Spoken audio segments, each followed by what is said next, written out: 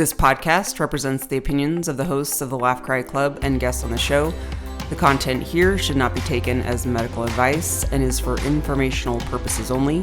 And because each person is so unique, please consult your healthcare professional for any medical questions.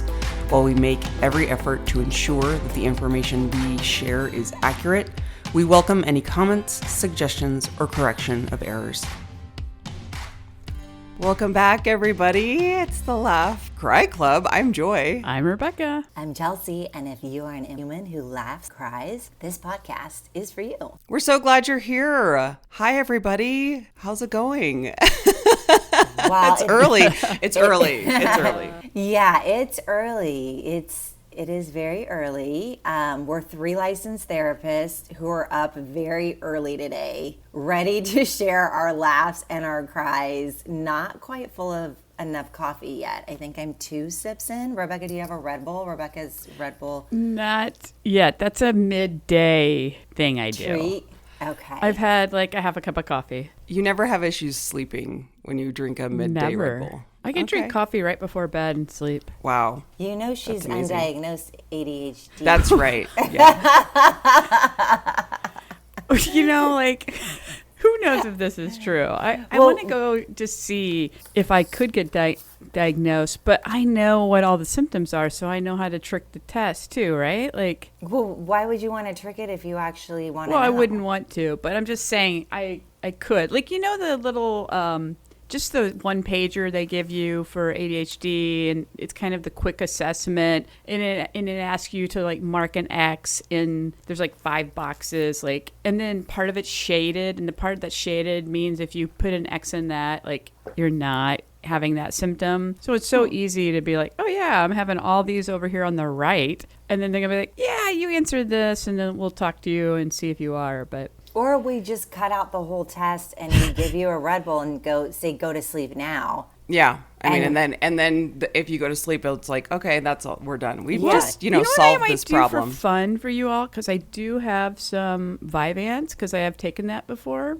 Yeah. Wait, okay, you took this before, so you are diagnosed. Well, I don't know that's what the psychiatrist was saying. But he was I'm just going to give you a stimulant. Well, I think so, because sometimes with an antidepressant, it can help. It helps energy? Depression. Yeah, so that you feel better. So I don't know. I'd have to talk to the psychiatrist from years ago and say, did you officially diagnose me? Because I don't know what they put on the insurance thing, But yeah, I should take some Vyvanse one day, and then you guys see if you notice a difference. Okay. Wouldn't that be fun?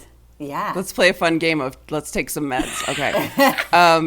There was a psychiatrist at my old job, and I always remember this mug that he had. I mean, psychiatrists, God bless them, they're a fun, weird bunch in the best way possible. He was just kind of quiet and nerdy guy that I just didn't expect him to kind of have this type of mug, but it was smiley face. And it said, if you're happy and you know it, thank your meds. And I always laughed when he would bring that mug to work, and he'd just drink out of it when we were at team meetings. And I was I just really appreciate that, because I at the time had just started meds, and I was very judgmental to myself about it. And I was oh, okay, we're just normalizing this. It was great.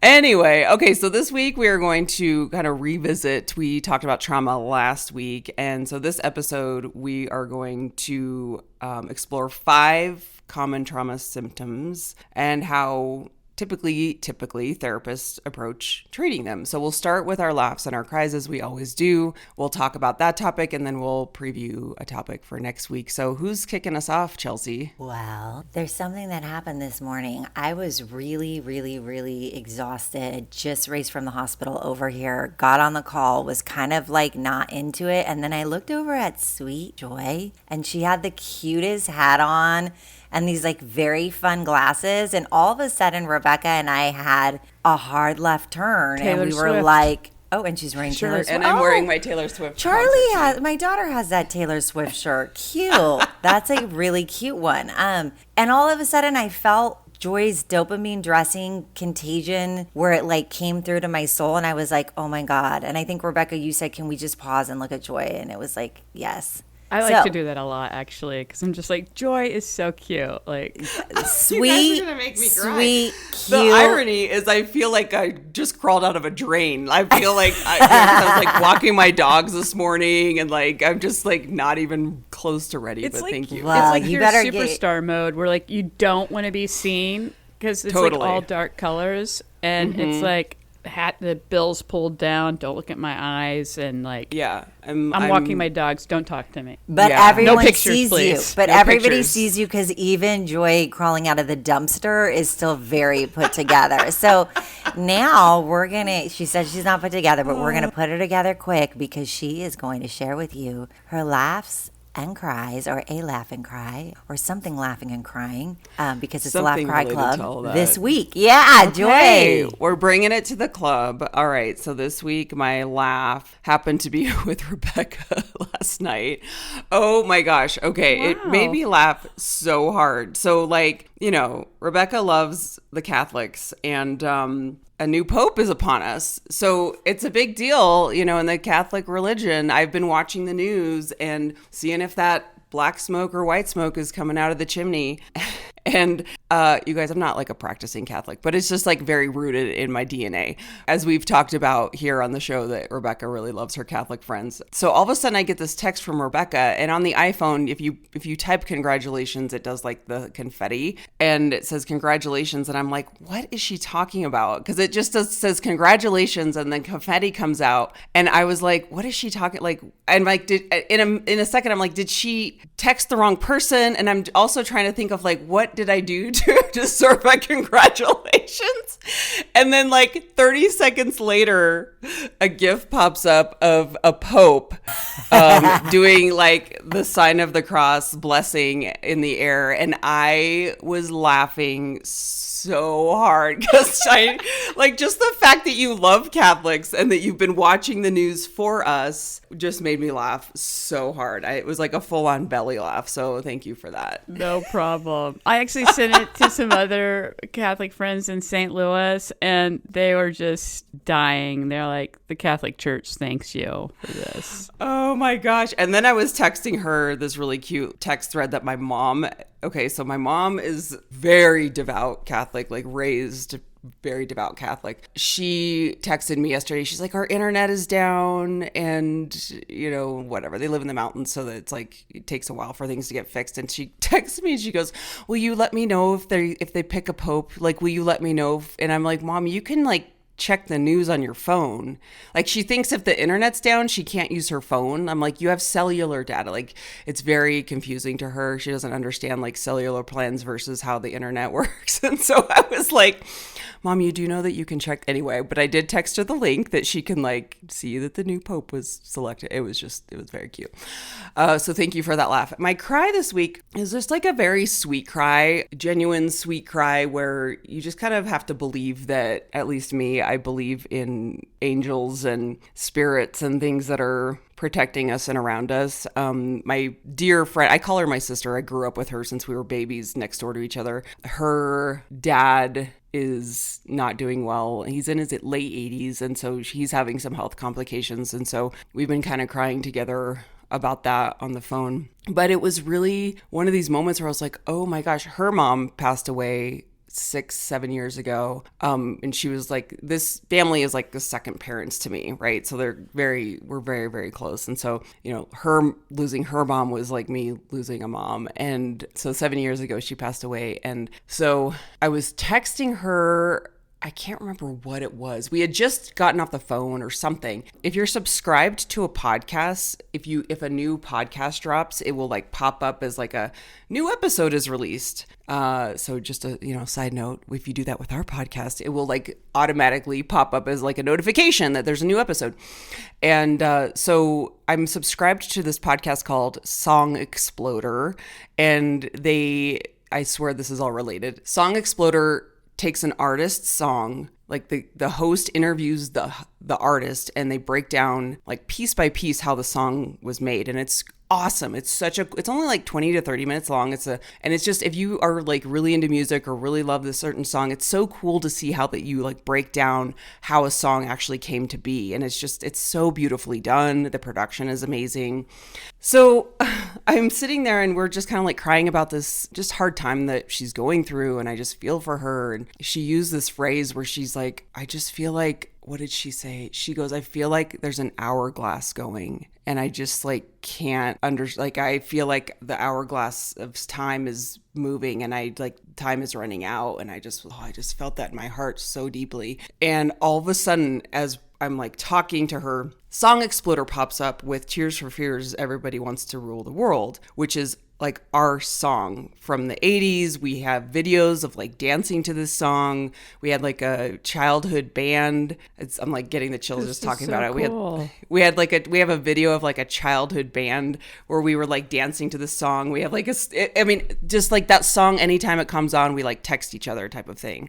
That Song Exploder popped up and I was like, oh my God, like this is so, I was like, I don't know if this is from your mom. Her mom's name is Rose and we call her Rosa. And I was like, I think this is Rosa, like, giving us a sign that like, it's going to be okay and you can do this. Cause when she lost her mom, it was like anytime you lose anyone, it's hard, but she was so close to her mom. It like just completely devastated her. So I was like, I think this is Rosa saying you're going to be okay. And she's like, oddly enough, I feel that too, because I've been like having weird signs from her throughout this whole process with her dad, like knowing that, like kind of like giving her the strength just because it's been so hard for her. So that was my cry. And I do love those moments that kind of pop up where you are like, wait a minute, is this like something from the other side, like saying hello, and the hellos from our angels or our guardian angels and people who've passed is just really sweet to me. That is the sweetest. That is so sweet. I believe that. They always say that when you die, what is it? Like they can't account for a certain amount of your body, right? Is that what it is? It's I can't remember this percent. I just think there's spirit. We can't measure spirit. So, these things happen. And I think if our brain could understand everything, we would be so overwhelmed, we wouldn't be able to function. So I think that's like God, spirit, whatever. There's protection for us to not take it all in. But when we need it, that's the gift of spirit is it comes in. That's what I think. I really believe that. I've worked with so many people who have told me the most incredible experiences. It's amazing it's like you can't explain it. Yeah. And I'm sure like talking to medical professionals too, they're like, oh, this happened and I don't understand it. And it's very, very beautiful. So I like to think about kind of the fairies of the universe and the angels and everyone looking over us because, some things you can't explain with like science and data. And I think that's okay. But it's just very, very sweet. So, and subscribe to that podcast because it is amazing. And that episode really is so cool because that's such an iconic song. And you'll be surprised at like actually how it came to be because it started with different lyrics. Like who knew? Okay. I'm going to pass this over to our sweet, sweet, wonderful Red Bull slinging Rebecca. Red Bull slinging Rebecca. Red Bull RBR. Oh, I'm the RBR. Yes, we are. RBR, yes, we are. But you don't have RBF. You don't have resting bitch face. Thank you. I'm glad you called that out, Joy. Thank you. You don't. I do. You don't. What? You do? I kind of have like a rest, like when I think that term is really funny because it only applies to women, like men. Anyway, whatever. Go. Yeah. You continue. I don't think you do, but I'm hoping that I don't because I'm trying some new skincare stuff out, and I did. I'll tell you a little side later, but yeah, I wrote down Song Exploder because I love music, so I'm going to look it up. Oh, gosh. It's been a week. So many laughs and cries, and I would say my laugh has to do with, so I have got my best friend and her wife. They live in St. Louis, and they're really great friends. It's the wedding I went to a few weeks ago, but, like 2 weeks ago, I got this random photo in my, you look in your photos and you're like, why is there a Missouri license plate photo? I live in Texas in my phone. And I'm like, I didn't take this. And I'm like, this is so weird. So I posted it. We have a group called the Banff Babes because we all went to vacation in Banff. And I'm like, what's up with this photo? And then Jess, my friend, is like, that's my freaking license plate. And I'm like, why is it in my photos? And then Robin's like, yeah, it's in my photos too. And then Jess was like, I'm getting all these random pics of your dogs like every once in a while in my photos. And I'm like, what is happening? Our phones are like psycho or something. Like they're doing some weird shit. And then the other day, and she thought she had fixed it, I get this, it's a picture of a bag and it says Parkway North Food Drive and like the items that they need for the food drive. And I'm like, I definitely know this is from St. Louis and this is not my photo. And so it was just cracking me up, the random photos, because then it was like, oh, I hope, she has some sensitive material on her phone because they're newlyweds, and I'm like, I really don't want to see those pictures. So can we please make sure we get this fixed? But it was just, her phone, I don't know how it was all syncing. Yeah, how does that happen? Unless you had like, what's it called? Like airdrop, but you have to like airdrop it to each other. This is very concerning. I know. I'm like, what pictures are going to be going back? It's so weird. It's just random. Oh my God.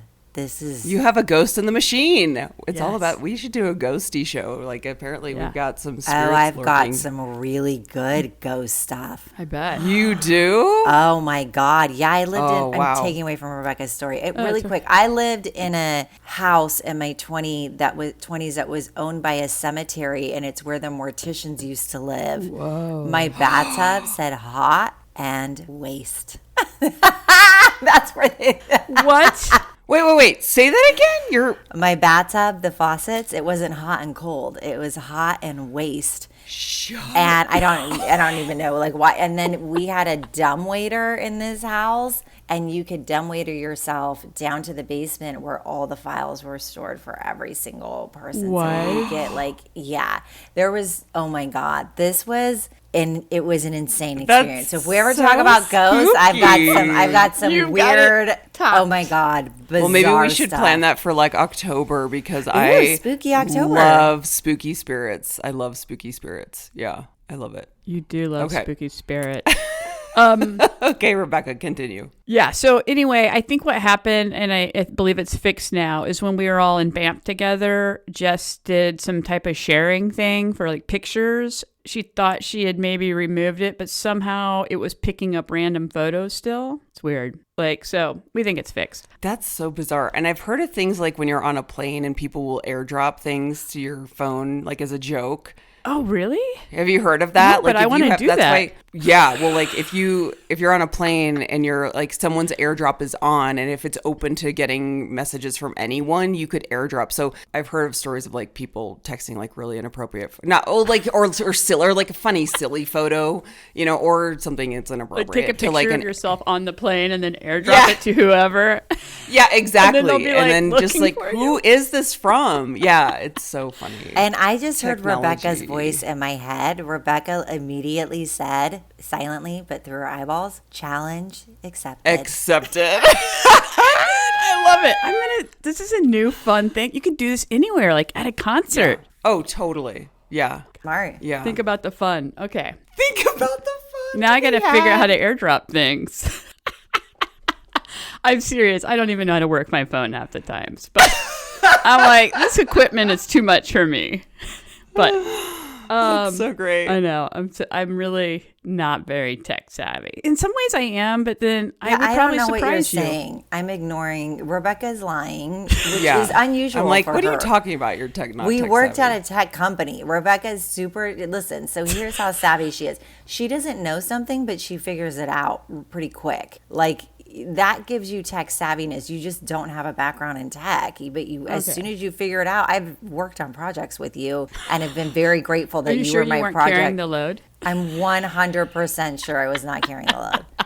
All right, I love you. Thank you Yeah. for let's reframing. I'm sorry my thoughts. I'm sorry that Rebecca had a negative self-talk about herself. I That was did. untrue. But when we have depression, it lies to us, and I don't know if that's happening right now. But We're just diagnosing. We're you may just have all in it. ADHD. so far, and- well, you said the depression med with the ADHD med, Yeah, so yeah, I'm some time ago, pulling yeah. from being a good listener. distracts. That was being a are- great listener, you guys. are.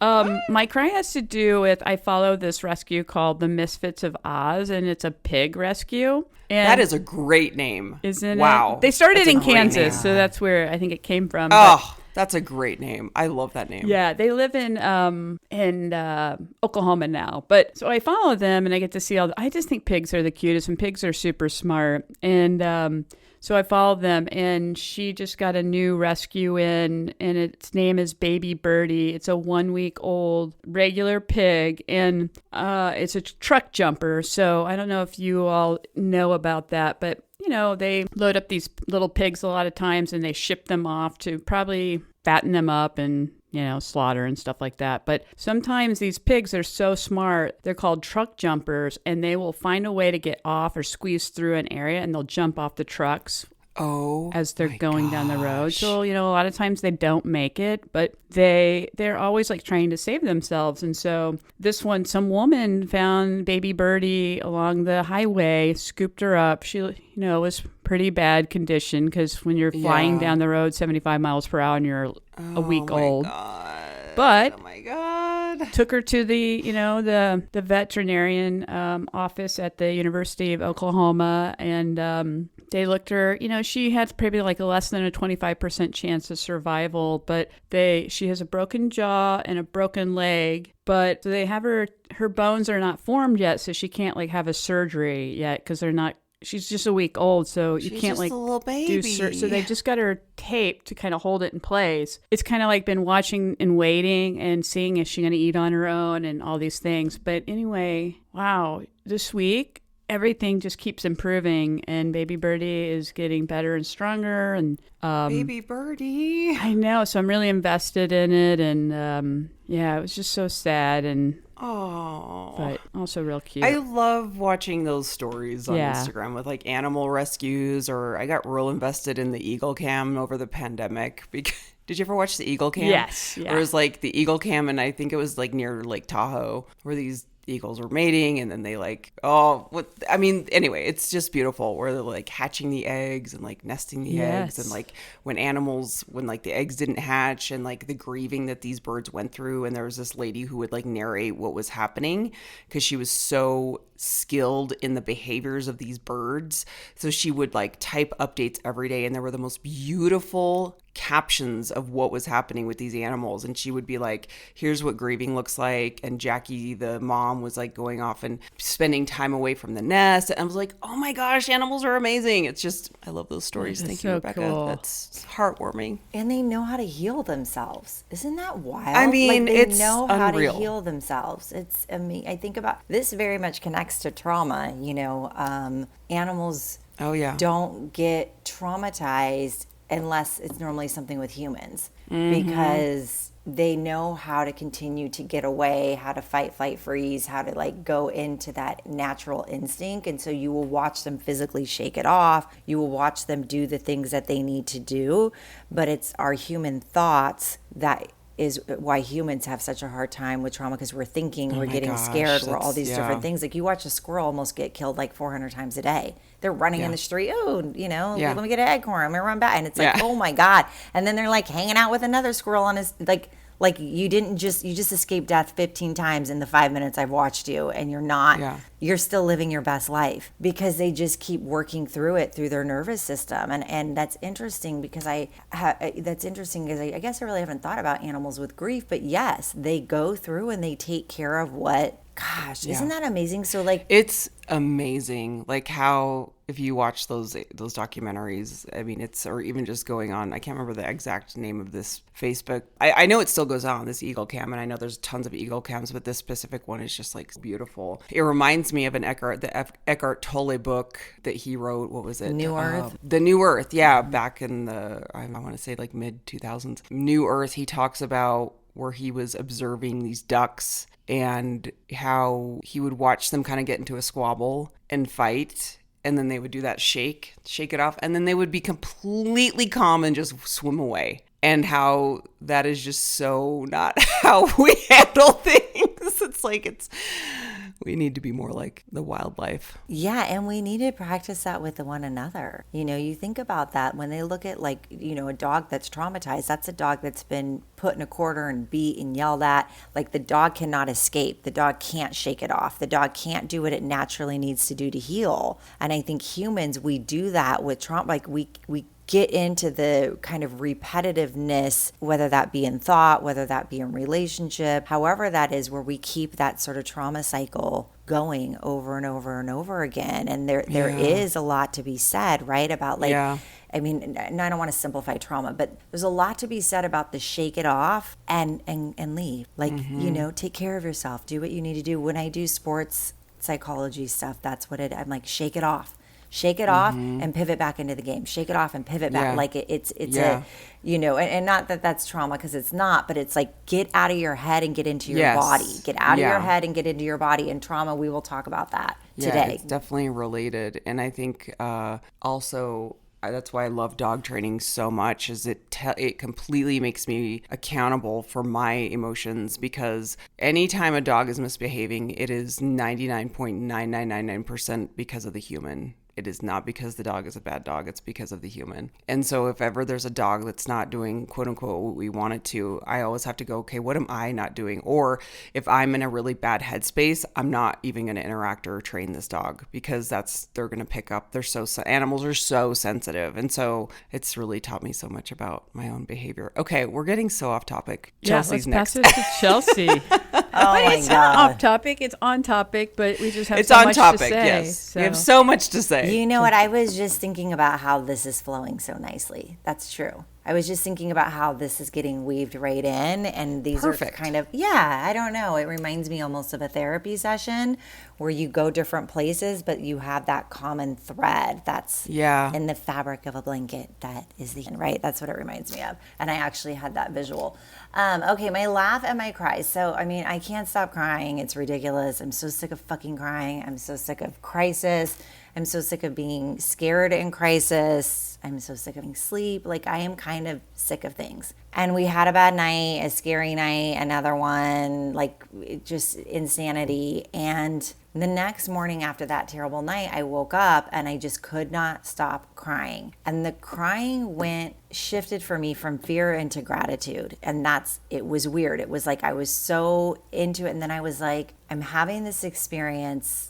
I fucking hate it. I hate it for me. I hate it for Steve. But I'm like, I'm having this experience and I am never going to be the same. And I'm better for not being the same. I will still come out and be me on this, but I have these layers. And one of my blocks as a human being is not being able to ask for help. I've never been good at asking for help. I don't like asking for help. That is not my thing. There's probably like a worthiness lack of, or feeling like I need to make it even, or feeling like I need to do a little bit more for somebody else because I don't know. There's an issue I have. And one of my girlfriends, Erica, she pulled me aside when I was home for a minute and was like, you need to ask for help. Like, you've been doing this for a really long time. You need to ask for help. And I have people who help all throughout, right? People who show up. They show up, but I haven't really asked anything. And so I asked for help with things like my dog needs to be groomed. Kipsy needs to be groomed. He's a mess. My tree's dying from when we had that snowstorm. The palm tree's really struggling. It needs to be cut. My front door didn't lock because I live in a really safe area that we don't lock the front door because we haven't used a key for so long. It's rusted on the inside. And I'm like, okay, there's nobody at my, like,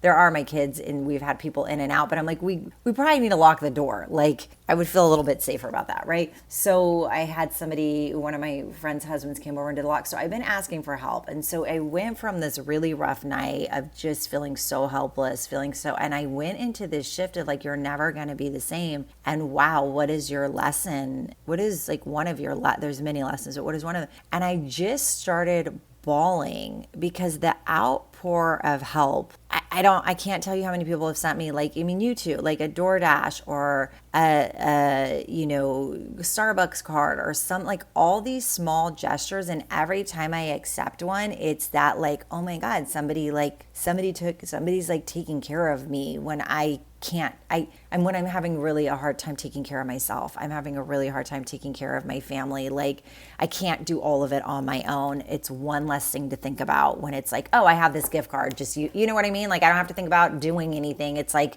the path of least resistance with things that are easy. And so I couldn't stop crying. The nurse would come in and I would be thanking him and I'd be crying. My brother-in-law showed up from Atlanta because it was such a bad night. He was on a business trip. He showed up. It's like I could not stop crying in gratitude. So every single person who's reached out, every single message, every single thing, it was like, it makes me cry, but then I was flooded. And then the end of this cry was, my brother-in-law was so kind. He gave Steve a Mother's Day card to write for me. And he left, my brother-in-law, and he said, there's a card in the drawer for you. There's something in the drawer for you. And I open it, it says Chelsea. And it's not my husband's writing. And I open up the card, and Stuart, my brother-in-law, said, Steve took a long time writing this. You know, he put a lot of thought in it. And it was 2 sentences. His writing was so illegible that it was like, Steve's got really good penmanship. And it was as sweet as it said, thank you for taking such good care of me. I can't wait for us to have cocktails on the beach as a family. XX me. And it was just like, it was just that feeling of just like gratitude and loss and like everything is mixed up. And it was, the thoughtfulness of my brother-in-law being able to think of such a kind gesture. And then Steve, who's obviously now his fine motor skills are not there, and for him to take that long and not really be in a lucid state, but write this sweet card, it's the both and. It's the most beautiful journey, the most painful journey. There's I have so much gratitude in it. It's like all of it. So it's been very, very, very flooding. And I was flooded, just like could not stop. The house cleaner comes, or the room cleaner comes in, and I'm crying, Miss Janice, thank you. I'm crying for Miss Janice. And then the respiratory guy comes in, and he always says namaste to me because he'll come in the middle of the night, and I try to like do yoga or stretching, like I'm making sure I do my self-care. And so he's like, namaste. And I'm like, he remembers I do yoga, crying, Like those small, it's not small, but like those gestures just mean so much to you in a time where you're just like hanging on to anything. Those moments where you feel seen is just life-giving. It's where someone life-giving. Sees you. Yeah, I mean, there's a whole meal train going for my kids. I have nothing to do with it. My girlfriends organize this whole thing. I mean, my girlfriends are organized. This aren't even where I live. One's in Chicago and one's in Arizona. And they have organized this with people locally. Like, that's amazing. I had an aunt who was like, what do you need? And I was like, should we want to help out financially? I'm like, oh, I haven't paid my termite bond. They need to spray for termites. I'm in the South. I'm like, and my air conditioning needs to be serviced because I keep getting notices to my email. And I'm like, I don't have time to call. Like, I'm not calling on these things, So to have those, my uncle was taking the kids grocery shopping. Like, it's amazing. And I keep thinking with Miles and Charlie, like they are going to see, their mother's most core value is relationships, love and relationships. Like that is my core of who I am. Like people really matter to me. My loved ones matter to me. People are like, oh, you're so brave. And I'm like, it's not, yes, it's brave to go through this process, but it's really my values. My values are like, there is no other way to go through this, but to be fully in it and there, right? Because family, friends, chosen family, those are my most important people in my whole life. So, coming back to that core value and that my kids really having this spotlight of their mother's life and relationships and my life, people who mean so much, like it's just, and seeing people show up, it's so that was a pretty substantial cry that went on and on. I go to Panera, they're nice to me, I cry. Somebody gave me a discount. Like I just like, you look at me and smile and I'm like crying. So that was it. So my laugh, I'll do the quick laugh to her. My laugh was my brother-in-law came. I was wired on adrenaline. He's like, I got a hotel. You need to sleep. You haven't slept. I'd been up for quite some time. And I'm like, I'm too jacked up. I can't sleep. So he's like, I know your sister told me if I give you Prosecco, you'll sleep. And I'm like, well, that's true. That's so cute. Yeah. So we go to Outback, and I The have wonderful Outback wonderful Steakhouse. That's Outback the one Steakhouse. restaurant nearby. Yeah, the one, where they have Prosecco here, or, some version of it. And so I ask for the big Prosecco, which is a 9 ounce. Well, this guy gives me a wine glass full, which is what, 12 ounces? You're like, bring it. I mean, Yeah. I'm a lightweight, and when I'm under stress, I don't eat a lot, right? So I was like, get me in the hotel room. I'm gonna sleep. I was there. I edge cut off, ready to go. So I go to the hotel room, and one of Steve's friends has given me access to the Gaia app, which is like meditation and metaphysical whatever. So I'm like, oh, I'll listen to a meditation. There was like a lovely caregiver's meditation. I was like, I'll listen to that as I go to bed. And so I fall asleep. I wake up in the middle of the night, and I hear this voice say, you're here right now because you've acknowledged that alcohol. You know that you've been drinking too much. We're going to take the time. And I'm like, what the fuck is going on? I'm like, what is happening? And I'm like, who is talking to me? Like, where am I? And like, because I had all the blackout curtains. Like, I mean, it's pitch black dark. And I'm like, what is going on? And I realize it's my phone. And I pick up my phone, and somehow this Gaia app has been playing all different just things. kept going. So it kept going, and this was a hypnosis for drinking or something. That's amazing. Yeah, so I'm like, okay, done with this. I'm not doing this. Like, this really kind of, like, I was like, what? I don't have a problem drinking. I haven't had a percent, You're in my head. I'm trying to sleep, and this alcohol just put me to sleep. Thank you Yeah. very much. So that was my laugh, and it was very funny. That is really funny. I could just totally see that you're like in this daze, and you're like not sure where you are, and this lady's like, you have an alcohol Yeah, problem. you're here because you realize that alcohol is a problem. You're admitting alcohol is a problem. I'm like, what the hell is so going on funny. here? Yeah. Were you able to go back to sleep after that? Yeah, well, then I turned it to another app, and it was the Insight Timer that I love. And it was like, I we're love bringing you that back one. to 2018. I guess they updated their app, and I'm like, what is happening? What do you mean 2018? And then I'm like, okay, I just don't need to listen to anything. I just need to like go back to bed. And I did, but it was like being in the twilight zone for a minute because I was sleep deprived, had the 54-ounce glass of Prosecco that they might as well put in a beer mug. I mean, yeah, welcome to the Outback. Well, Steakhouse. I hope you got some good rest. That's did. so funny. And next time, just listen to like white noise or something. Yeah, I think we need to take out words. So pivoting into trauma this week. Let's talk about some symptoms. yeah, let's talk let's about talk how we about- treat them. I know we're Yeah. like kind of short on time. We've been talking a lot about our lives, which I completely love. So let's just kind of go through some of these. You want to start with hypervigilance? Yeah, I mean. All right. That's we a can big talk one. about that. Yeah. It is a big I'm one. like, oh, So, yeah. I know all about this. Okay, Rebecca, take hypervigilance away.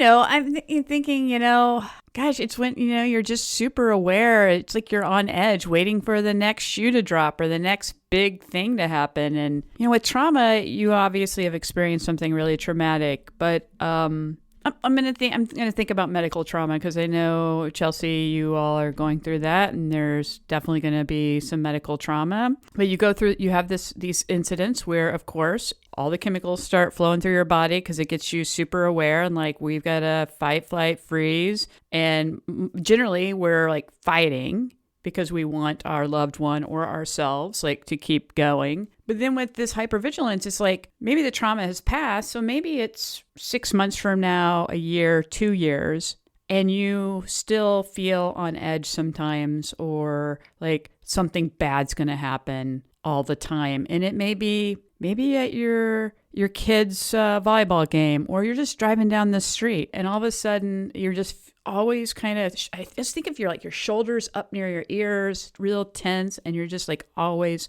waiting for the next bad thing to happen because your body hasn't released all of that trauma yet. Yeah, and it's annoying. That's where we see the irritability. That's where we see, I have it right now, the exaggerated startle response. So if there's even one noise when I fall asleep in the hospital, I jerk out of my body. When Steve was lucid, I don't know, 5 weeks ago, some time ago, and I was sleeping and he was like, oh my God. And he was like, you're so scared. You don't have to be scared anymore. I'm okay. Like, I'm okay. And because I would just fling out of my body. And so we see this where people are just like, ha like that increased startle response. And then that restlessness really starts to turn into some irritability. You're so hyper alert that you're almost restless, on edge. Hypervigilance is a tough one. That is a tough one. So one of the big things that we've talked about in treating trauma, we touched on this a little bit last week, and we're going to talk about this a lot in these symptoms, is guess what? Nervous system, and how we can bring the nervous system back into regulation. So that could be like mindfulness, grounding techniques. Chelsea, you've talked so much about like the things that you've been doing to I help do your like nervous system. Do like a breathe in real quick, and then like you're almost matching it, but then when you do the every time you're breathing that out and you're calming. It's why people go like and you're like, ew, you're sighing. You're so annoying. It's like, no, you're sighing because it's actually really healthy to get the breath starting to move again, because when we're hypervigilant, it's getting stuck in our chest. It's getting stuck in your throat, right? Like we're not breathing all the way through. So those kind of like really getting in touch with your body. Yeah, like making sure you're breathing. And sometimes where it you're is holding those, tension. Yeah. Doing the squeeze and release where squeeze and release is you so do good. That. They do this a lot in yoga at the very end, where you like squeeze into a tiny ball and then you just kind of like release all the tension in your body. That one's really, really great because you can physically feel yourself tense and then feel yourself release. But really also treating, when we're talking about this in therapy, is just education and explaining it. Similar to what we're doing now is once you understand the symptoms, you know how to treat it. If you don't know what's going on in your body, if you don't know what's happening to you, you feel like you don't have any control over it. That's really, really scary. So once you know it and you can look at it, like holding it in the palm of your hand and go, oh, that's what it is, then I can know that I have control over this, or I have tools to help this. So releasing's the tip for that. Like at the hospital, I take the stairs because it gives me like a panic attack. My heart goes so fast. It's 7 flights of stairs and I'm like, but then I'm like deep breathing again because I released it from my body. So if you're thinking about like the animal shake we were talking about earlier, like we've got to physically get it out. Exercise is a really good way. Like go to the body and start releasing through the muscles, running, because that's like that would be a flight response, right? So we want to match that hypervigilance in a way that's a healthy coping skill so the body can relax. And the next one is emotional numbing. So feeling very flat, disconnected from your emotions, just numb, where there's no sadness and there's no happiness. It's just kind of like you're just there. And this one gets mistaken for depression a lot. So depression and even like the resistant, what do they call it? Treatment resistant depression. A lot of the times I think that is trauma. If I can really get granular with it and go back when it's not so obvious, I can almost always find a trauma where that happened, where somebody was so overwhelmed, hijacked, and they had to kind of go into that fawn or comply. They start numbing out because they have to ignore the boss that's screaming at them and berating them. They have to ignore, whatever it is. And they start to learn how to really numb out and disassociate. They shut down. And then what happens is if you shut down in one area, guess what? All of it shuts down. So joy's not as joyful. Anger's not as intense. Everything just kind of numbs. You're kind of walking through in this, I don't know, like a medicated state. Not that you're medicated, but it's like you're taking off too much of the edge that we're not feeling. And it's the body surviving. Rebecca, what do you want to say? No, I would agree with that. I feel like, your body does it because it's a protection factor, right? Because at that point, your body cannot deal and cope with anything else because it thinks that if we do allow ourselves to feel this, it could be death for you. You're probably not, because it's a trauma in this, because you're not in like a physical situation where you might die, but it feels that way for your brain and your body. And so it's like, okay, we're going to check out right now and we'll deal with this at a later date, because right now I've got X, Y, and Z to do, and I've got to do that. I got to show up for my kids. I got to show up for my job because I need a paycheck, and this is how we do it. I think everybody has been through this at some point. We all can relate. You may not recognize you're doing it when you're in the moment. That's okay. But there are some things that I feel like when it does hit you or somebody says, you seem really disconnected, that's a cue to you that you can do some things like, how do we reconnect with those feelings, right? And I would say, think about something that generally brings you a lot of joy from the past. You may not feel it now, but maybe it's like, I'm going to get on the floor and really snuggle with my dogs because putting my face in their fur, their neck, and their smell just really brings me joy and comfort. And so I'm going to do that. And I may not feel super connected at first, but I'm going to keep doing it. And eventually those feelings are going to come back. What else would you all add? Like, how do you help yourself get through this portion? Similar to what I've talked about before on days when I was really struggling last year, where I was like, okay, I just need to get outside and go for a walk and just like be in nature, like something that is taking myself out of like where I am to appreciate and connect on a level of like just simplicity, like, wow, the sky looks really pretty today.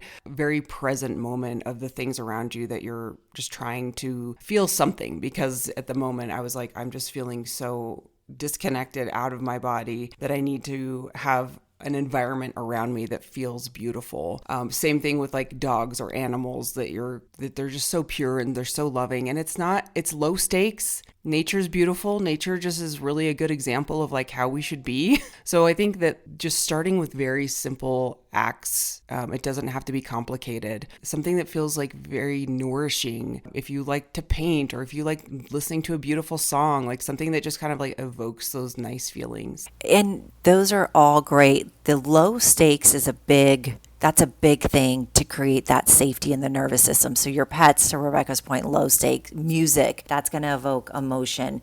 Going back and looking at old photos or things that are, you kind of know, those are going to evoke emotions. And then I want to give this one for any parents out there who have kids. I did this with my son last night. He's been numbing. He's been shutting it down. He witnessed a pretty big trauma with our husband twice.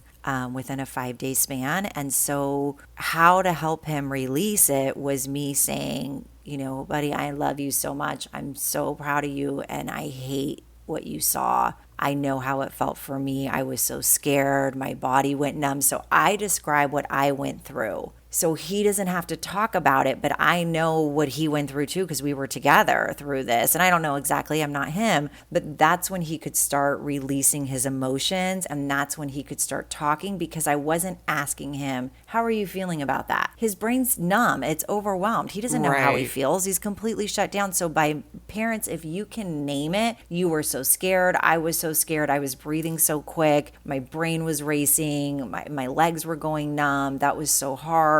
It was so hard for you. Every time you're kind of validating that is another kind of low stakes way to connect, and you're almost triggering the trauma in your loved one a tiny bit to start to get them to feel, but in a way that doesn't put the pressure on them to have to come up with that language. Number 3 is flashbacks. This one you hear about a lot in the movies. I feel like this is something that's kind of more in like pop culture of flashbacks. They do a lot of scenes if someone's like having trauma. This happens a lot with, people who maybe have experienced something with like an accident or just anything that's like really traumatic, where you have a very vivid re-experiencing of the trauma. It's almost like it happened 2 seconds ago when you feel it. It's that almost like it's just happening right again in that moment. So a trauma memory is stored, as we've talked about before, it's stored differently in the brain and the body. It kind of like, we use this